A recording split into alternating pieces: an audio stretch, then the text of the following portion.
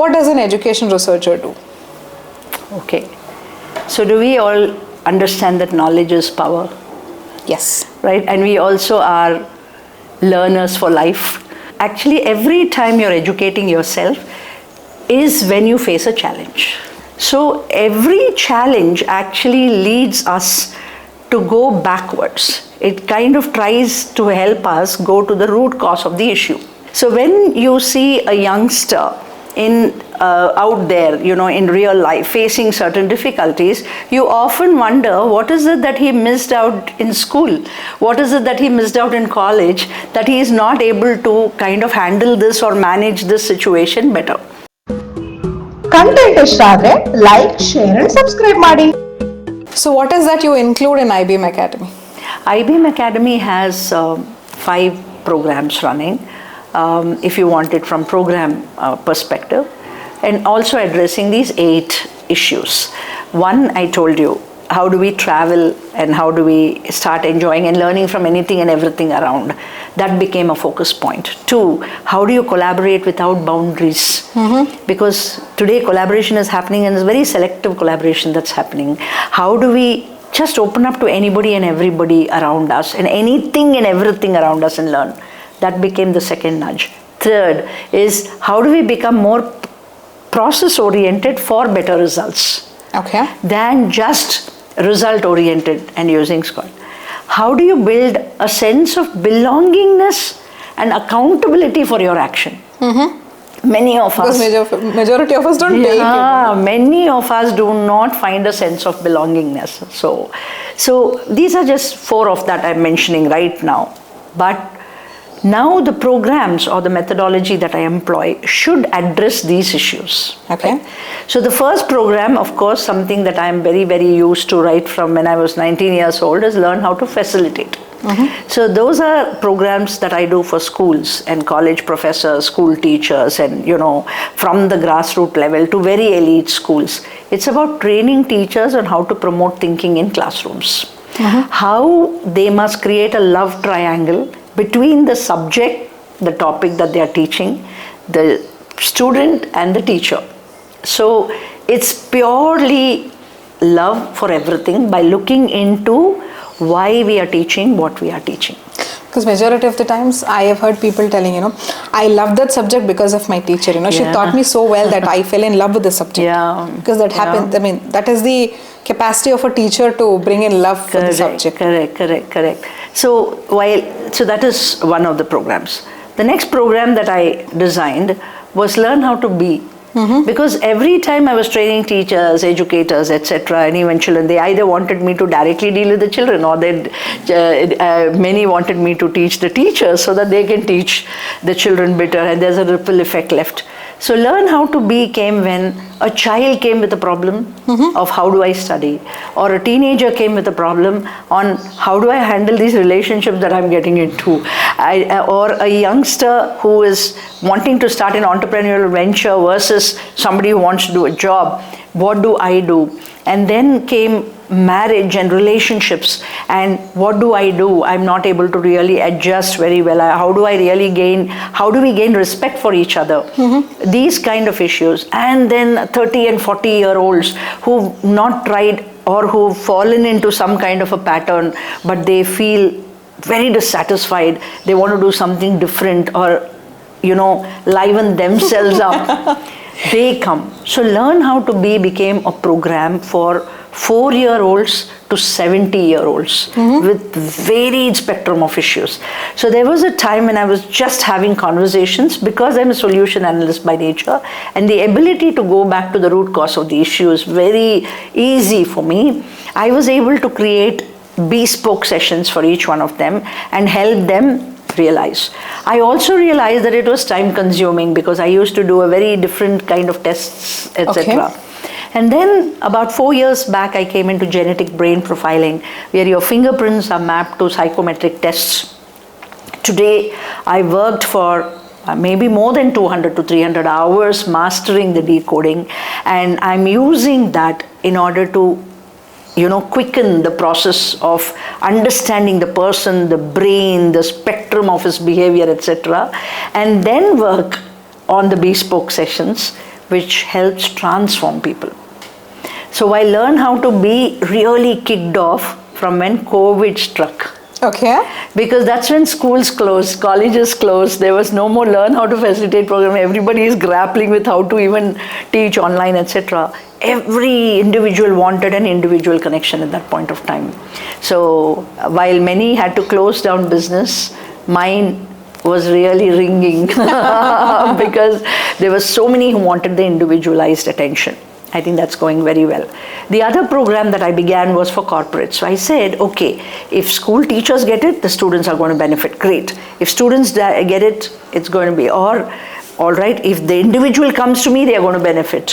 But what about people in a workplace? Okay. Are they really enjoying doing what they are enjoying? So Hardly we do. the fifth problem that I was dealing with is this. I said, most of us are disgruntled with the choices that we have made is only because while we were learning, we were not connected to the ground reality. Maybe. Like I want to be a florist. I love flowers. But I don't understand what it entails to become a florist. I might have to learn how to grow them. I might have to learn how to source them. I might have to go find out where I can source them, how to keep them fresh, and look at the market and see what is the request from the market.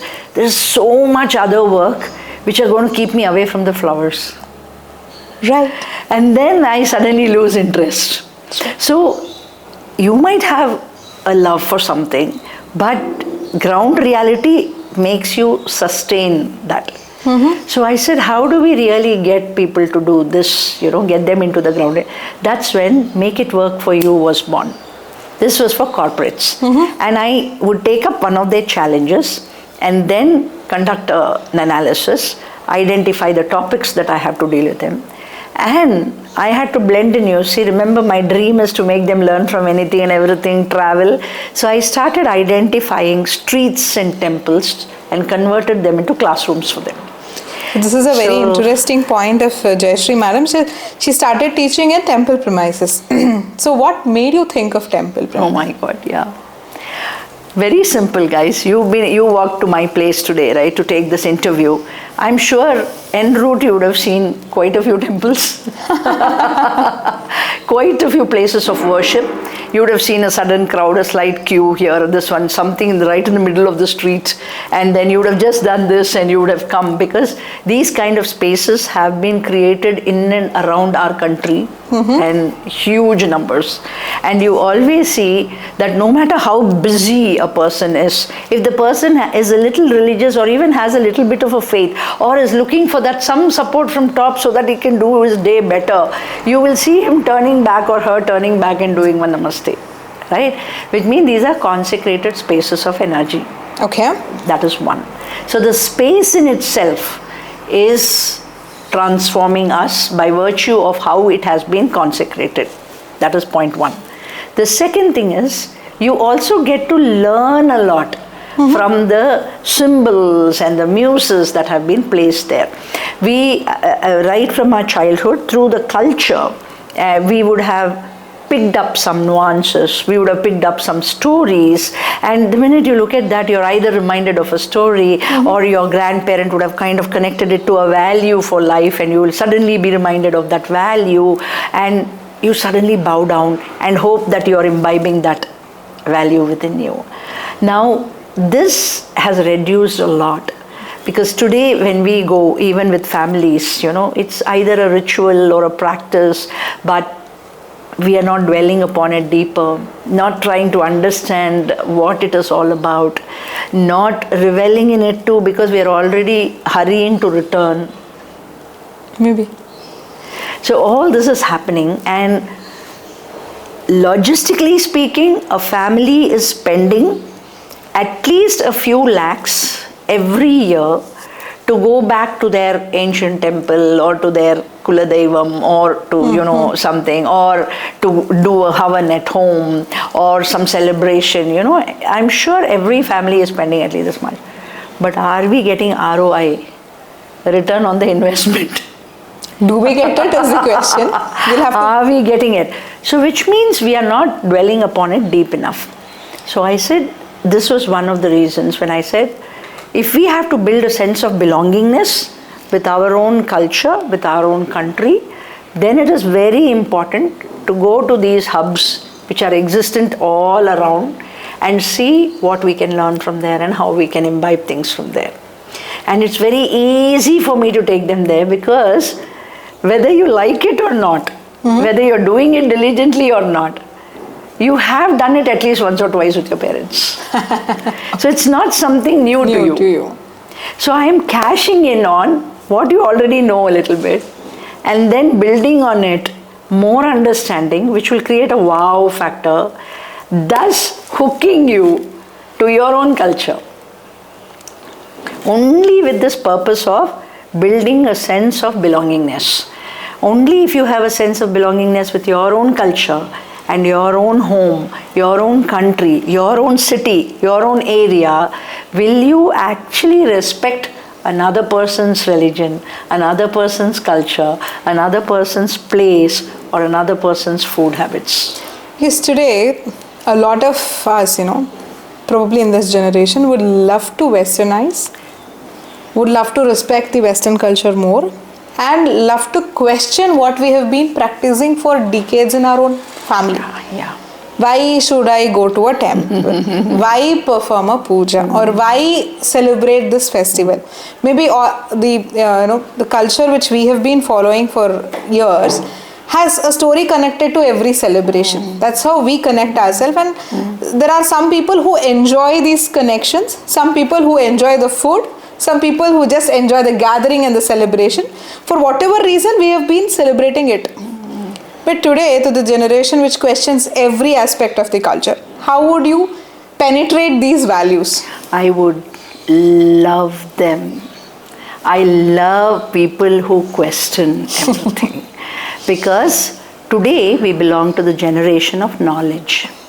So there was one time where there was just subservience or just surrender, accepting with complete trust, just doing it, and as a result of doing, you experience something, and then you further strengthen your belief system. This was one way. It's called the Bhakti Marga.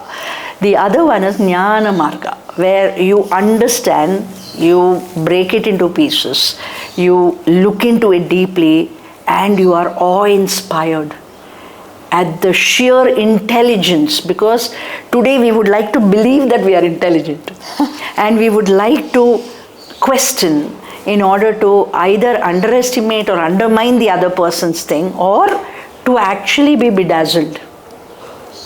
So I will tell you, the Roots to Roots program that I designed, where I'm translating temples into classrooms, is because I was doing this as a child. Okay.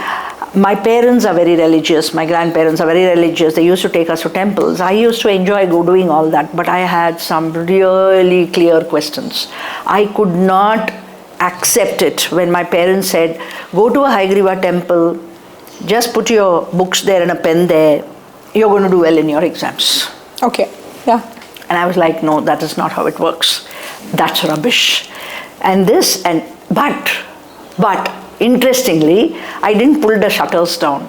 I didn't rubbish it and say, no, it's nonsense. I said, there is something more to this. There is something my parents are missing. There is something my teachers are missing out. Let me dig deeper and find out.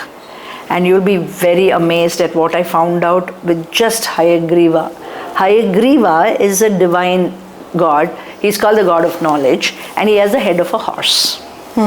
My question, remember I'm a master's in biology, master's in English, master's in psychology. So my question was, why does the god of knowledge have the head of a horse? Okay. Why doesn't he have some other head? Why can't it be any other animal? Okay, let's now find out more about a horse. And just as I talk, I think my cat is making an appearance slowly. Yeah, she is like, can you talk about me too? Okay. So, the horse, if you realize, it eats only fresh grass. Okay. It doesn't even like hay. 2, it doesn't lie down and sleep for long. It sleeps standing. 3, it keeps running because it gets tremendous joy out of merely running. Okay. Unlike a cheetah, which is running for a prey. Right. It chases the prey, catches the prey, and then it's like hanging from the branches. But a horse is running for the sake of running, for the sake of keeping itself fit, is very joyful, and once it finishes running, it never breathes with its tongue out. It's never trying to cool itself down because it's already cool. It only breathes through its nostrils, is the way it breathes. And it has a very fantastic vision. It can actually see, and that's why we put this here so that it doesn't get distracted. But in reality, it's something that can even see 180 degrees behind. Now put all these together and say, why does the God of knowledge have the head of a horse? Maybe it can observe a lot of things. Okay. Keeps itself active always. Very good. And enjoys what it does. Wonderful. And the focus is maintained. Yes. And it eats fresh food. So simply, maybe the students have to start doing it. Exactly. So when you are acquiring knowledge, you will have to learn for the sake of learning. Okay. Because it's your nature to learn. And you have to find tremendous joy in doing it. And you have to constantly be doing it. And you need to be very transparent with your teachers. The teachers should be transparent with you. That is also. And you need to eat fresh fruit. And you need to breathe with your nose. I remember when I was doing my graduation, one of my lecturer had told me, in the final year, I used to enjoy doing what a first year syllabus was. I used to go back and read, the first year text, and I used to enjoy it more. Then my lecturer had mentioned it to me that when you don't just read for the sake of marks, you start enjoying things. So please don't study for the sake of marks. Marks will come automatically when you understand. But learn for the sake of learning. Now you see, I then mapped it to the shloka. Jnananandamayam devam nirmalam sphatika akritim adharam sarva vidyana hayagrivam upasmahi. So, sphatika akriti itself means transparent. Nirmalam, without any turbulence and disturbance. So if you learn with a prey mindset, you're very stressed. You're not learning, your brain is shutting down. Right. But when you enjoy for the sake of learning, so this is what happened, and I started working on all the muses that I was able to look at. So what you have right here on the table is also something very interesting. Yes. You have, little things that I keep gifting to children, they're all bobbing and they're all agreeing with me. So, for instance, Krishna, has a heavy head, if you notice. Very knowledgeable guy, extreme strategical thinker from the story, etc. But seems to be sporting a little bit of a peacock feather on the crown. Now my question would be like this. Why does he have a feather on his crown? No, I have no answer. Isn't it very interesting? Why? Who wears a crown? A king. A king wears a crown. Why does he wear a crown? I know one of these people had told me, just to protect yourself from the ego of that you know everything. I like that because you acquired something from somewhere. But why do you wear a crown? Maybe just to say that you're shouldering or carrying the responsibility of all your people. And it's a heavy duty job that you're on. So you can feel very heavy. If I ask you and myself to wear a crown, would we be very comfortable? I don't think so, right? Not we for long at least. Head heavy and we are so heavy. Now he's sporting a small feather. A feather is very light. So very simply, he's saying wear your responsibility lightly. My goodness, okay. Don't become so stuck up on your responsibility that you actually feel heavy. So when you really look at a Rama statue or when you look at Rama, what is the first thing that you see? You say, okay, identify this idol or picture. What is it that you look for to identify it as Rama? Maybe the way he is picturized since my childhood, with an arrow or a bow. There you are, that's all. A bow and an arrow, right? So always wielding a bow and an arrow, and we have so many stories around the bow. I will not go into that. But when you look at a bow as an archer, when you're holding a bow and you have to shoot an arrow, what do you think you have to do? Maybe you have to figure out what you are targeting at, Okay, very good. Then, how to reach it. okay, you have the target. What should you do with your bow and an arrow? You have to string it and String it, and then, live it. and then that's all. Maybe in the right You direction. will have to pull back and then let go, right? So very simply, in every action of ours, there has to be a continual improvement. What, not continuous, a continual improvement. What do we mean by continual? Look back and then move forward to gain better momentum, right? So a little bit of that look back is very important. Oh, so I'm learning something. What did I learn? Look back, okay, this is what I gathered, and then move forward. So, one of the major things, life skill, that Rama is depicting out here is an ability to look back a little, learn from your mistakes, give yourself a feedback. What do we mean by feedback? Feedback, right? Feedback, look back, and then move forward. Because every step you have done work in a particular way, there is something to correct there or something to learn from. Even to pat yourself in the back and say, hey, this actually works. Let me keep repeating this. So that's the first thing. And interestingly, the sound Rama, it's a bija mantra, they say, Rama. And interestingly, now today I don't know, for a lot of reasons we are talking education. So there is one fire in our belly, right? It's called the Jatar Agni, the ability to learn. And very interestingly, to empower you in that navel center, which is also called the Manipura chakra, to raise or increase the fire in your belly, the bija mantra that helps is Rama. Okay. So, see how much Or we maybe need to you learn. chant Rama and Yes. So the more and more you chant it from within, internally, externally, you are actually enhancing your ability to digest knowledge. Okay.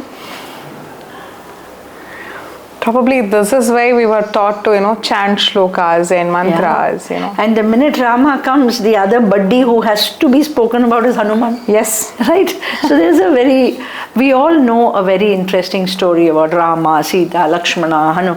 You know that Sita was enamored by a deer. She said, Rama, go get the deer for me. Rama rushes off to get the deer, and then the deer changes form and shouts, oh, Lakshmana has saved me. So Sita sends Lakshmana, but before that Lakshmana draws a line.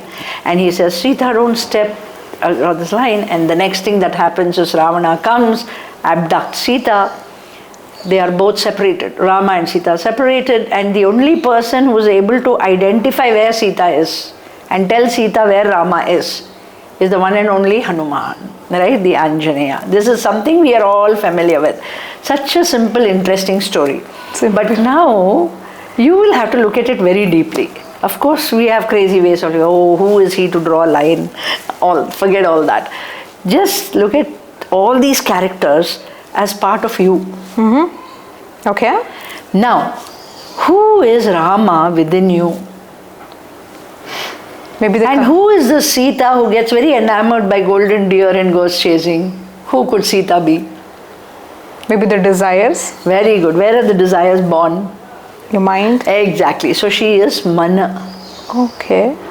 Not really, interestingly in Indian languages you have Man, and there's no equivalent for that in English. It's neither the brain nor the heart. It's somewhere, the intangible desire, right? Man. She is Mana. Okay. Now tell me, who could Lakshmana be? And he says, hey, I'm drawing this line. You better not cross this line. If you cross the line, Ravana will take you away. Who is Ravana in us? The Ravana, maybe it is the wisdom or the intellect to, Ravana puzzle in between- us, Ravana is considered evil, right? Though he is considered a Pandit also. Yeah. So, evil, right? The minute you think of Ravana, what are the qualities that come to your mind? Anger, ego. Anger, ego, lust. He always wanted to possess anything and everything that belongs to others. So these are the evil qualities within us. So when will the mind, mana, go with the evil qualities? So Lakshmana has drawn a line. He says, don't cross this line. Who could Lakshmana be then? Wisdom. Think. Who could this Lakshmana be? He says, as long as this line is here, Rama remains with Sita. And Lakshmana is always with them, if you notice. The minute Lakshmana leaves, Sita is gone with Ravana. Who could Lakshmana be? So when will our man go in the direction of lust and greed and anger? When it is not in control. Very good. So what is this? It's called awareness. When we lose awareness. So heightened awareness is nothing but Lakshmana. Okay. Now, okay, you lost your awareness, you lost your temper, you became greedy, you became jealous, and you've gone, and you've separated from Rama. I will still keep Rama here, you keep guessing who Rama is within you. But now comes Hanuman.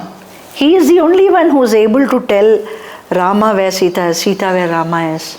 He is the one who is also able to revive Lakshmana in the war with the herbs, with the thing. He is the one, because when Lakshmana falls and faints, who is Hanuman? Courage. Within us. The courage to get Whose son is Hanuman?